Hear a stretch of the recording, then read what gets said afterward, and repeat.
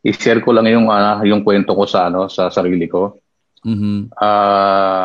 Kasi na-diagnose ako November 2020.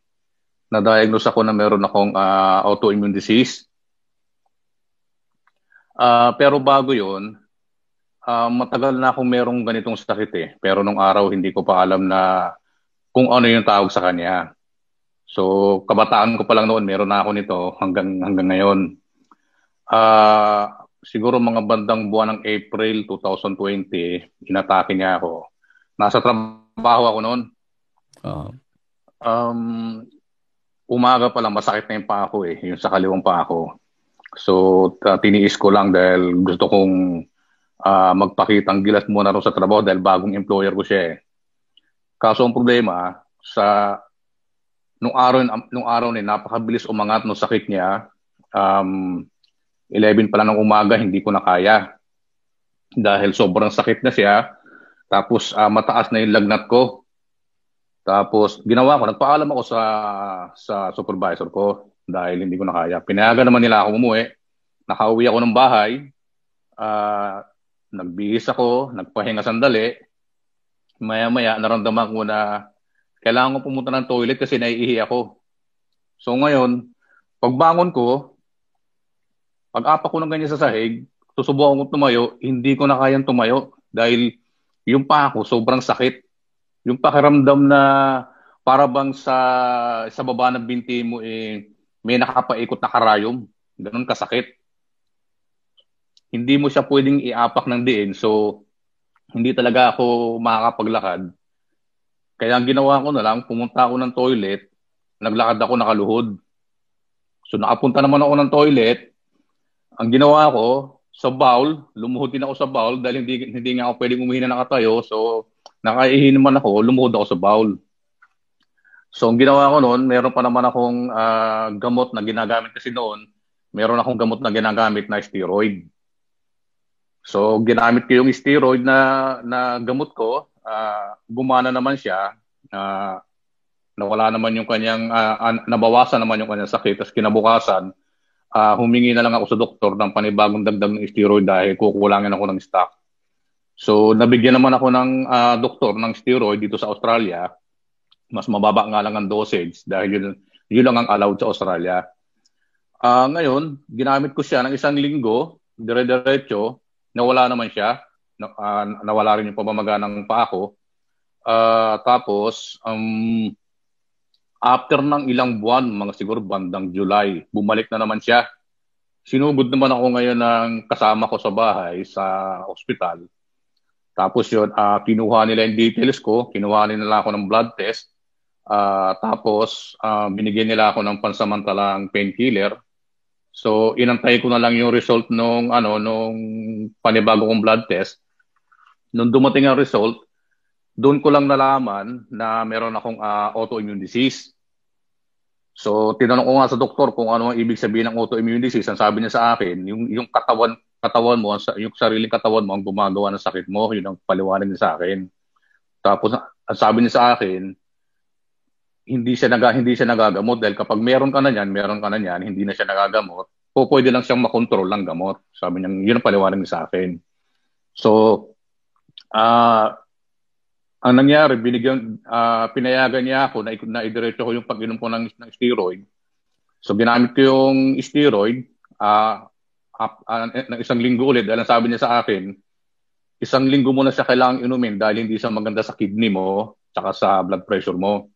So, sinunod ko yung payo ng doktor, isang linggo ko ulit siyang ginamit, nawala naman siya. Kaso ang problema, nung tinigil ko siya, after 2 days, bumabalik na naman yung sakit. So alam ko na ngayon kung ano mangyayari kasi kabisado ko na siya eh. Ako na yung nag-decide sa sarili ko. Pinagpatuloy ko ulit yung steroid kaso nung araw na yon hindi na kaya ng isang steroid lang. So ang ginawa ko, in-overdose ko siya, ginawa ko, every 8 hours umiinom ako ng isa. So sa isang araw, nakatatlo ko sa maghapon. Ginawa ko ng 3 araw yon. Ang problema nga lang, nung ginawa ko siya ng 3 araw, sunod-sunod, okay naman siya, gumana siya. So, after nung gumana siya noon, bumalik na ako sa tamang dosage na isa na lang isang araw. Tapos, dinire-diretso ko siya na for 1 month. Ang problema naman, after 1 month, naramdaman ko parang hindi normal yung pakiramdam ko sa sarili ko, para ako nakalutang. So, nagpunta ako ng doktor ngayon. So, tinype ng doktor yung pangalan ko sa computer niya, lumabas doon yung pangalan ko, yung history ko. Nakita siguro niya kung ano yung gamot na ginagamit ko. Chinik niya kagad yung blood pressure ko. So, sabi sa akin ng doktor, pagka-check niya ng blood pressure ko, sabi niya sa akin, maswerte ka hanggang ngayon, nakatayo ka pa. Sabi ko, bakit po? Pinakita niya sa akin yung resulta ng dugo ko. Sabi niya, ang dugo mo, 198/130. Dahil sa sobrang paggamit ko ng steroid. So, binigyan niya ako ng gamot para sa maintenance ko sa dugo. Tapos sabi niya, magpa-check ka na rin ng sugar mo dahil baka tumaas na rin yung sugar mo. So, paiksin ko yung istorya. After 1 week, lumabas yung resulta ng blood test ko sa sugar. Lumalabas doon, 7.11 yung aking sugar. So, diabetic na ako. Dahil din doon sa steroid. So, hanggang sa isang araw, naimbitahan ako na umattend sa presentation sa bahay ni Estrella. Nung pumunta ako doon, nung araw na yun, meron palang presentation si May para sa Firmax. Pero hindi ko pa kilala yung Firmax nung panahon na yun. So, ginawa ko, umattend ako ng presentation, pinanood ko siya. Habang pinapanood ko siya, hindi ko pa makumbinsi yung sarili ko sa una kasi hindi ko pa kilala yung Firmax nung panahon na yun . So, nangyari ngayon, pinagpatuloy ko lang yung panonood ko hanggang sa natapos yung presentation ni May. Tapos, sumunod nun, nagbigay ng testimony yung may-ari ng bahay, si Estrella, na meron nga siyang spinal tumor. Nung matapos siyang magbigay ng kanyang testimony, parang nakumbinsi na yung sarili ko.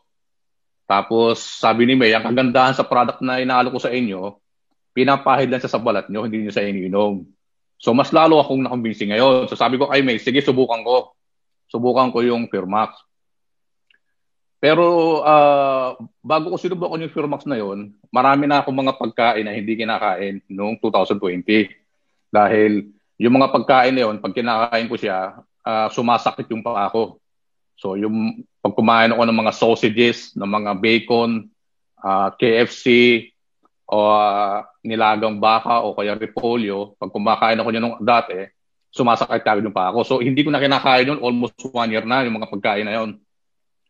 So, nung tinry ko yung Firmax, nakuha ko siya ng linggo ng gabi, Monday ng umaga, sinubukan ko na siya. Nung sinubukan ko siya nung unang araw, sinubukan ko siya, sinabay ko na rin, hindi na rin ako uminom ng steroid. Pero ini-expect ko after 2 days, sasakit yung paa ko dahil yun ang mangyayari. Pag tumigil ako mag-steroid, babalik yung sakit niya after 2 days. So ginamit ko yung Firmax ng Monday, hindi na rin ako nag-inom ng steroid. Kinabukasan, hindi sumakit yung paa ko. Tapos pangatlong araw, hindi pa rin sumakit yung paa ko. Sabi ko ba, parang gumana sa akin yung Firmax. Sabi ko gano'n sa sarili ko dahil 3 araw na dapat masakit na yung paa ko dahil wala na akong steroid . Pero 3 araw na, hindi pa sumasakit yung paa ko. So dinire-diretso ko lang, 4 na araw, 5 araw. 5 araw, hindi pa rin sumasakit. Sabi ko ba, talagang okay na yata. Kaso, parang medyo, gusto ko sa i-challenge. So naisip ko, baka naman, kaya gumagana siya dahil hindi na ako kumakain ng mga pagkain na iniiwasan mo na. So ginawa ko, nag-decide akong i-challenge siya. Bumili ako ng KFC na talaga namang malakas na kalaban niya yun. So bumili ako ng KFC. Friday ng gabi, kumain ako ng 2 KFC. Kinabukasan pagka umaga, wala reaction. Sabi ko ba okay . So hanggang sa naubos ko ng 4 na araw yung KFC na yun, kasi 15 piraso isang packet . Naubos ko yung KFC na yun sa loob ng 4 na araw. After 4 days, na naubos ko yung KFC, walang sakit. Sabi ko ba okay . Hanggang sa dumating ang New Year na meron na akong 2 pinuntahan na imbitasyon.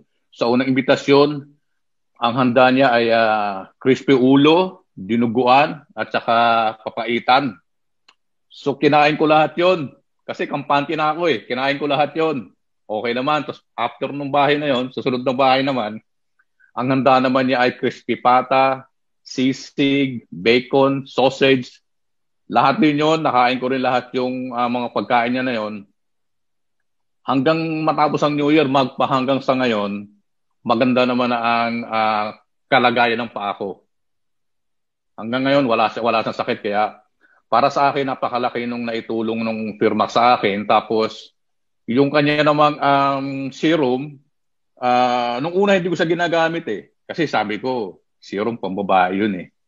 Pero nung tumagal, sabi ko, ano kaya kung subukan ko rin gamitin itong serum? Kasi naisip ko kasi, ang lalaki naman tsaka babae, parehong may mukha eh. Pareho lang naman tayo ng materialis eh. So, ginamit ko yung serum. So, okay na, ginagamit ko lang siya.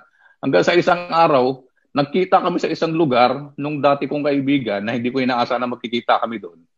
Nagulat ako sa sinabi niya. Sabi niya sa akin, pre, parang bumata ka. Anong ginagamit mo?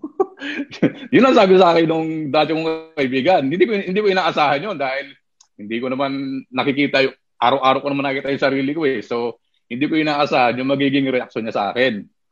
So, yun ang sinabi niya sa akin.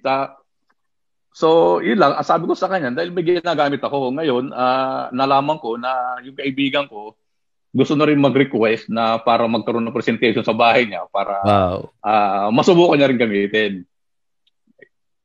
Tapos, nung nag-member ako, isama ko na rin, nagpadala rin ako sa Pilipinas kasi yung nanay ko, matanda na rin kasi yung nanay ko eh.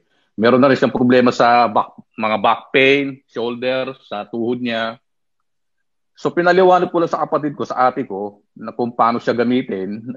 Sabi ko sa kanya, sundin mo lang yung procedure na sinabi ko sa iyo, paggamit mo kay Airmat. So sa madaling salita, ginamit ng ate ko sa nanay ko yung Firmax. After lang ng 2 araw, nagkausap kami ng ate ko, pinumusta ko yung ate ko, sabi ko, kamusta na si Airmat, ano nang resulta? Ngayon daw yung Airmat ko, wala nang problema. Sa gabi, nakakatulog na ng mahimbing dahil wala na siyang dinadaing na sakit sa likod. Wow. Ang problema nga lang ngayon, kapag wala sumasakit, hindi niya ginagamit kasi baka maubos ka agad. yun lang ang problema ko sa Airmat ko ngayon. Pero yun nga, malaki ang pasasalamat ko na na-i-introduce sa akin yung Firmax dahil malaki talaga yung naitulong niya sa akin, hindi na sa akin, pati sa pamilya ko sa Pilipinas, pati na rin sa mga kaibigan ko sa ibang lugar dito sa Australia. Yun po, Doc. Marami po salamat.